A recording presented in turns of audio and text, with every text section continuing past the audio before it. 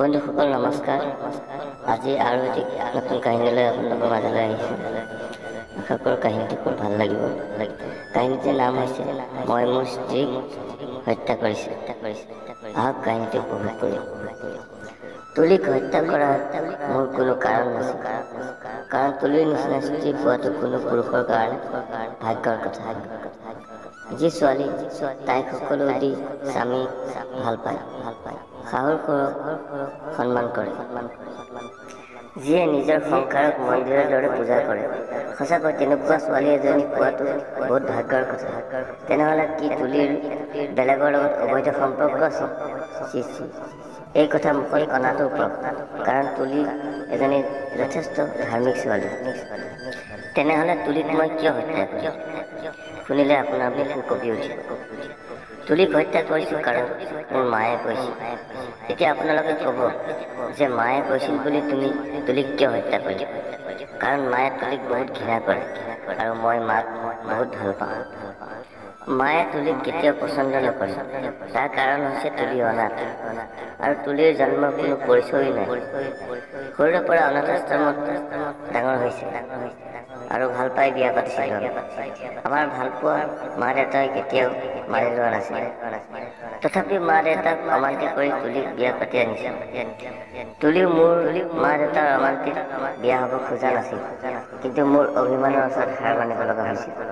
আমাৰ বিয়াৰ পাছত তুলিয়ে আমাৰ ঘৰৰ সকলোৰে যত্ন ৰাখিছিল, কিন্তু মোৰ মায়ে তুলিক পানৰ লগত চূণ খালেও যা তা গালি দিছিল আৰু মাজে মাজে তুলিক অবৈধ আৰু পাপী বুলিও কৈছিল। কিন্তু তুলিয়ে কেতিয়াও মাৰ মুখে মুখে তৰ্ক কৰা নাছিল। চুপচাপ নিজৰ ফালে চাই মিচিকে হাঁহি মাৰি দিছিল। আৰু তুলিৰ সেই কষ্ট মই ভাল পোৱা দি পাহৰাবলৈ চেষ্টা কৰিছিলোঁ। তুলিক মই কিমানবাৰ কৈছিলোঁ যে ব'লা আমি বেলেগলৈ গুচি যাওঁ, কিন্তু তুলিয়ে কয় যে মা দেউতাই যিমানেই গালি নিদিয়ক কিয় তেওঁলোক আমাৰ মা দেউতা। জন্মৰ পৰা তুলিয়ে কেতিয়াও মা দেউতাকৰ মৰম স্নেহ ভাল পোৱা নাই। ভাবিছিল বিয়াৰ পিছত সেইটো পূৰণ হ'ব, কিন্তু কথাতে আছে নহয়, উপকাৰ কৰিলে অজগৰে খায়। তেতিয়াতে যদি তুলি মোৰ কথা শুনি বেলেগলৈ গ'লে হয়, তেনেহ'লে হয়তো আজি তুলিৰ মৃত্যু নহ'ল। কিছুদিনৰ পৰা মা বহুত অসুস্থ আছিল আৰু তুলিয়ে মাক যত্ন কৰিছিল। সেইদিনা মায়ে মোক মাৰ ৰুমলৈ অকলে মাতিলে আৰু মই ৰুমত যোৱাৰ পাছত ক'লে, মা দেউতা তোৰ পৰা কিবা এটা বিচাৰিব, তই দিবিনে? মা দেউতাৰ শেষ ইচ্ছা। মাৰ কথা শুনি মোৰ মনত বহুত কষ্ট হৈছিল। যিমান যি নহওক নিজৰ মা দেউতা। হয় মা, কোৱা। মা আগতে মোৰ মাথাত হাত ৰাখি প্ৰতিজ্ঞা কৰা যে আমি যি ক'ম তাকে শুনিবা। মই ঠিক আছে মা, প্ৰতিজ্ঞা কৰিলোঁ। মা তই সেই পাপী স্ত্ৰীক বিদায় দে, নহ'লে মাৰি পেলা। তাই যিমান দিন থাকিব আমি মৰিলেও শান্তি নাপাম। মই মাক কিবা ক'বলৈ খুজিছিলোঁ, কিন্তু মায়ে ক'বলৈ নিদিলে। মায়ে কৈছে, চা তই মোৰ মাথাত ধৰি প্ৰতিজ্ঞা কৰিছ, এতিয়া কোৱা মা ডাঙৰ নে স্ত্ৰী ডাঙৰ? মই একো কথা নোকোৱাকৈ ৰুমৰ পৰা গুচি আহিব ধৰিলোঁ। দেখিলোঁ তুলিয়ে হাতত পানী লৈ থিয় হৈ আছে। তাইৰ চকুত চকু পানী ওলাইছে, মানে তাই সকলো কথা শুনিছে। মই একো কথা নকৈ ৰুমত গুচি আহিলোঁ। সেইদিনা ৰাতি তুলিয়ে মোক নিজতকৈও বহুত বেছি মৰম কৰিলে। তুলি, তোমাৰ ঠাইত মই হোৱা হ'লে মই মোৰ মাৰ কথা মানিলোঁ হয়।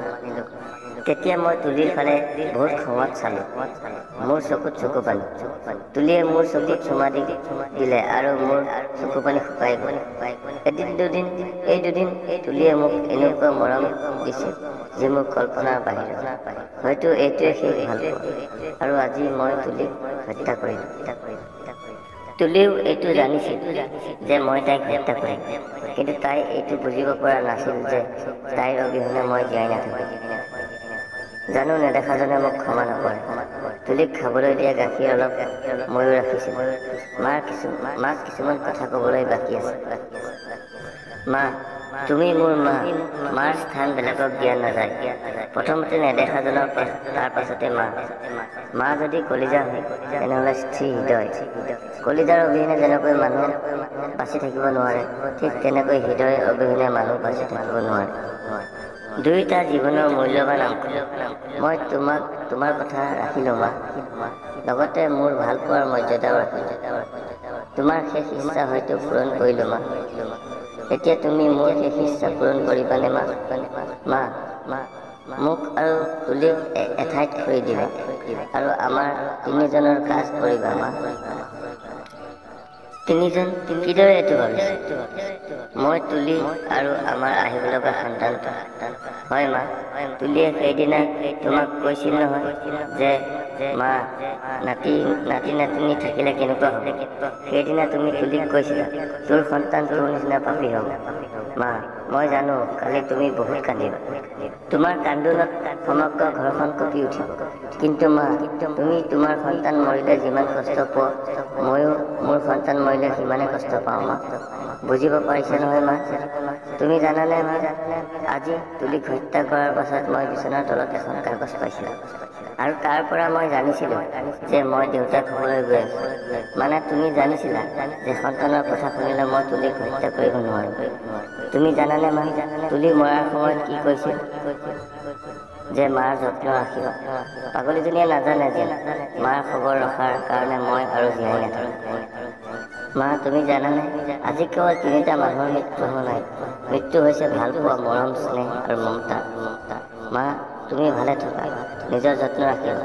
মোৰ টোপনি ধৰিছে, যাওঁ মা, তুলিৰ পেটত এটা চুমা দিওঁ, কাৰণ ইমান সময় তাইৰ পেটত থকা মোৰ সোণৰ টুকুৰাটো হয়তো উশাহ নিশাহ বন্ধ হৈ গৈছে।